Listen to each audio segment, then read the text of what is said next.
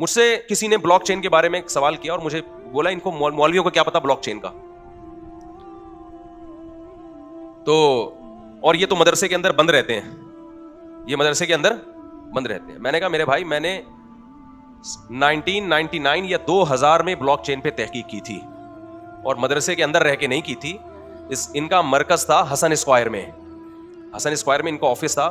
وہاں گولڈن کی کے نام سے انہوں نے اس بزنس کو پروموٹ کرنا شروع کیا تھا. تو ہمارے ٹیچرز کی طرف سے ہماری تشکیل تھی کہ ان کے لیکچر اٹینڈ کرو اور سمجھو کہ یہ سسٹم ہے کیا.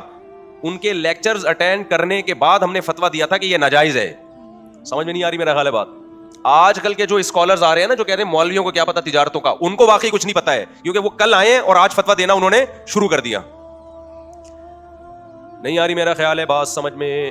میں کوشش کرتا ہوں اپنی آواز سلو رکھوں, جیسے تمیز سے بیان چل رہا تھا نا, غصہ نہ آنے دو,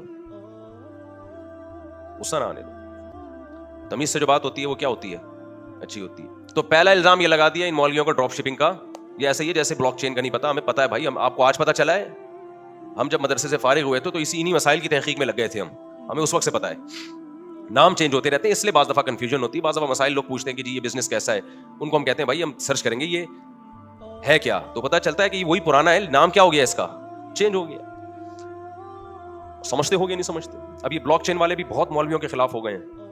اصل میں یہ لوگ چاہتے ہیں مولوی ختنے کرائے لوگوں کی نا, اور کان میں اذان دیا کرے اور صرف نماز اور حج تک رہے, یہ ہمارے خرید و فروخت کے معاملات میں ٹانگ نہ اڑائے. تو مولوی ٹانگ نہیں اڑا رہا, خوب سمجھ لو. مولوی سے جب پوچھا جاتا ہے بتا دیتا ہے کہ یہ حلال ہے حرام ہے. ٹانگ اڑانا تو جب ہوتا ہے جب جا کے ہم آپ کو روک رہے ہوتے, تو یہ کام تو پولیس کا ہے, ہمارا تھوڑی ہے. پولیس نہیں کر رہی تو ہم کیوں کریں بھائی. ابھی تو ٹانگ اڑا نہیں رہے ہیں تو یہ حال ہے, اڑانا شروع کر دی تو کیا حال ہوگا. اور یہ الزام مولویوں پہ نیا نہیں ہے, بڑا پرانا الزام ہے. شعیب علیہ الصلوۃ والسلام نے جب قوم سے کہا نا کہ ناپ تول میں کمی نہ کرو, دیکھو اسلام تمام غیر اخلاقی کمانے کے طریقوں کو روک دیتا ہے, پابندی لگا دیتا ہے.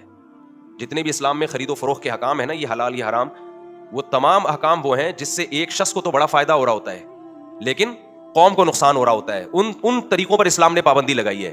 اب جس شخص کو نقصان ہو رہا ہے, اگرچہ قوم کو فائدہ ہو رہا ہے, لیکن وہ شخص کو پھر مولویوں پہ غصہ آتا ہے کہ یار میں کلپ بنا کے ڈال رہا ہوں, ڈراپ شپنگ ہر طرح سے حلال ہے اور مجھے پیسے اس چیز کے مل رہے ہیں, اور ادھر مفتی طارق مسعود کا کلپ چلا دیا کہ قبضے سے پہلے بیع کرنا کیا ہے, ناجائز ہے.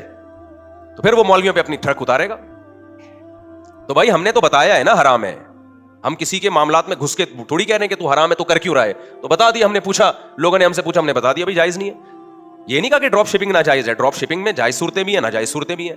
آپ یہ چاہتے ہو کہ تمام اسلام کی پابندیوں کو توڑ کر آپ حلال حرام کا فرق کیے بغیر, جیسے گورا فرق نہیں کرتا, گورے کے حلال حرام کا بس ایک کانسیپٹ ہے, دھوکہ نہ دو کسی کو. اسلام کہتا ہے صرف اتنا کافی نہیں ہے کہ دھوکہ نہ دو. کچھ تجارت کے طریقے ایسے, پیسہ سمٹ کے چند ہاتھوں میں آتا ہے, چند دن میں انسان کروڑ پتی بن جاتا ہے, لیکن کچھ لوگوں کا دیوالیہ ہو رہا ہوتا ہے اس میں. اسلام ان طریقوں پر پابندی لگاتا ہے. جوا کیوں حرام ہے اسلام میں؟ کچھ بھی نہیں کرنا پڑ رہا آپ کو. ایک دپل پہ ہے کہ یا تو اتنے پیسے آئے یا اتنے پیسے ڈوب گئے. 1 روپیہ کا جوا بھی اسلام نے حرام کر دیا, کیونکہ جہاں 1 روپیہ کا جوا ہوگا وہاں 1 ارب کا بھی ہوگا. سمجھ میں آ رہی ہے بات کہ نہیں آ رہی ہے؟